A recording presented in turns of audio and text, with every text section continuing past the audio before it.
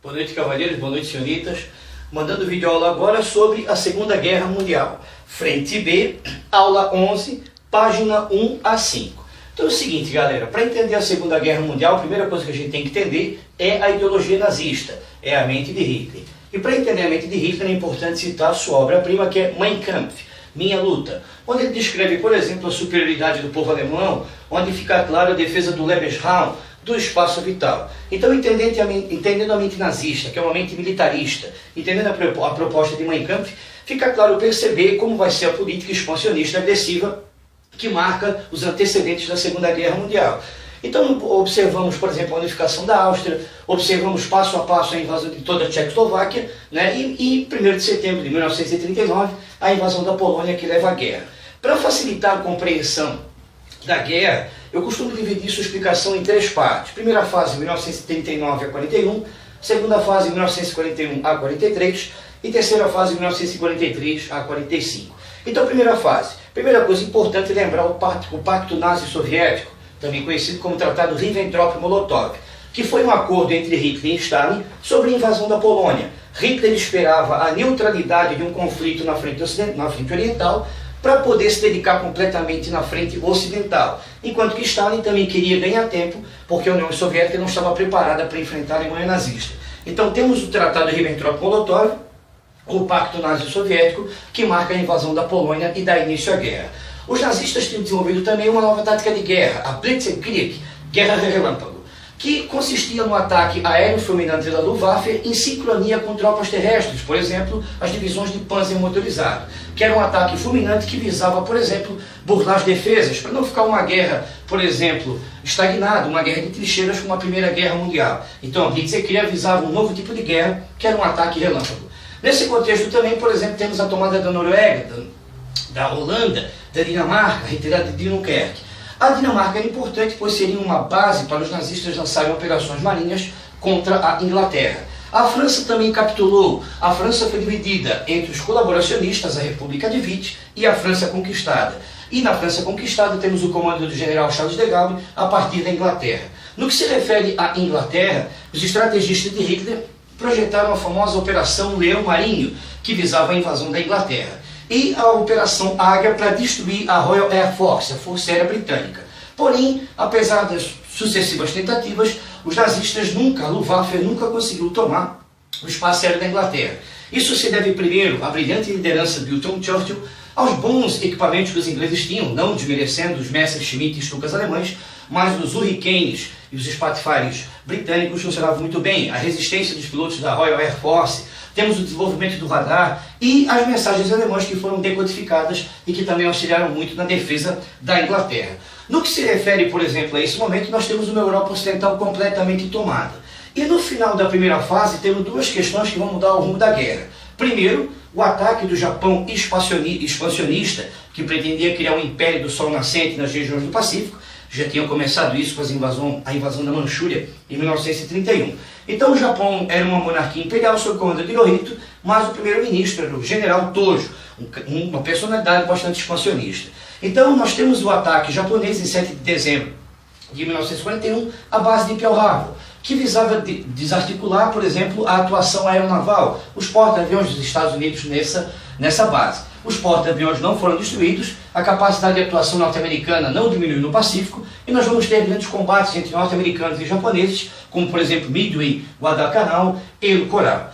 Depois vamos falar do Japão quando chegar ao final da guerra. Outra coisa importante para essa prova é a invasão da União Soviética, que visava, por exemplo, destruir o inimigo ideológico, o inimigo socialista, mas ao mesmo tempo era suprir a máquina de guerra do nazismo, com petróleo, com trigo, com minérios. Então foi projetada uma grande Blitzkrieg para atacar a União Soviética, que visava, por exemplo, ao norte Leningrado, ao centro Moscou e ao sul o Cáucaso e a Ucrânia, os caminhos ricos para as reservas de petróleo soviéticas.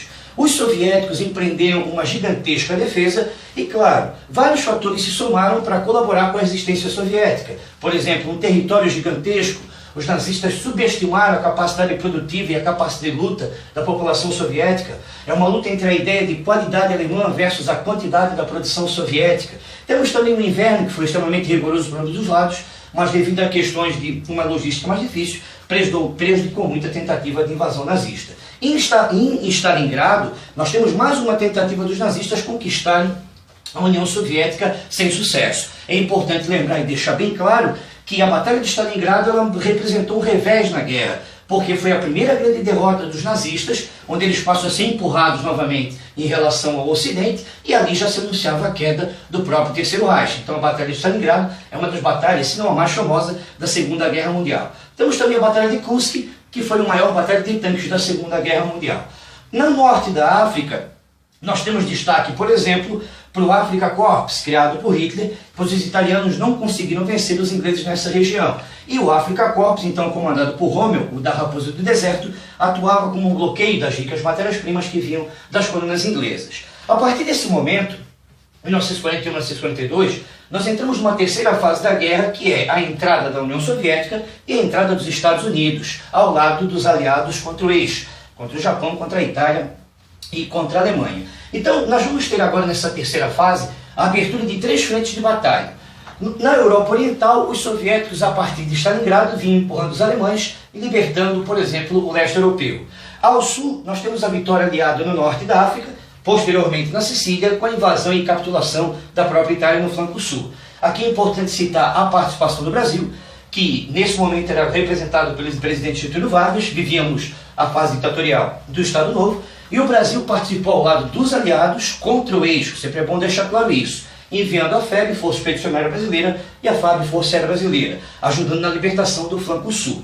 Nesse momento, nós também temos, por exemplo, a Conferência de Teherã, que determinou, por exemplo, o reconhecimento das áreas sob domínio soviético no leste europeu, e a Operação Overlord, o famoso dia D, 6 de junho de 1944, para libertar as praias da Normandia. Então, a Operação Overlord ela vai estabelecer a criação de uma nova frente de batalha na frente ocidental, a partir da Inglaterra, com conexões via as praias da França. Então, nessa terceira fase, temos uma reabertura e uma pressão contra a Alemanha na frente oriental, no flanco sul e na frente ocidental a partir do dia D. A Alemanha acabou capitulando, se rende oficialmente por volta de 8 de maio de 1945. Acredita-se que Hitler se suicida com vários membros do Partido Nazista no bunker em Berlim e, consequentemente, a guerra terminava na Europa. Mas no Japão, na questão do Oceano Pacífico, a guerra continuava, pois a conduta japonesa é uma conduta herdada da antiga ideologia samurai, onde deve-se morrer e lutar com honra, e se entregar era uma grande desonra.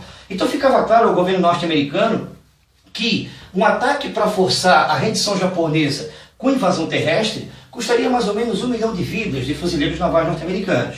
Então os norte-americanos já aproveitaram também para colocar em prática uma nova arma que eles já haviam testado, mas agora é a primeira vez que ela foi usada, as bombas atômicas. A primeira em 6 de agosto de 1945 sobre Hiroshima e a segunda 9 de agosto de 1945 sobre Nagasaki, levando à rendição do Japão. Nesse contexto temos o final da guerra, alguns acordos importantes, como por exemplo a Conferência de Yalta, que determinava a permanência dos aliados, por exemplo, sob o controle da Alemanha, que determinava as bases para a futura criação da ONU, que vai ser definitivamente feita através da Conferência de São Francisco.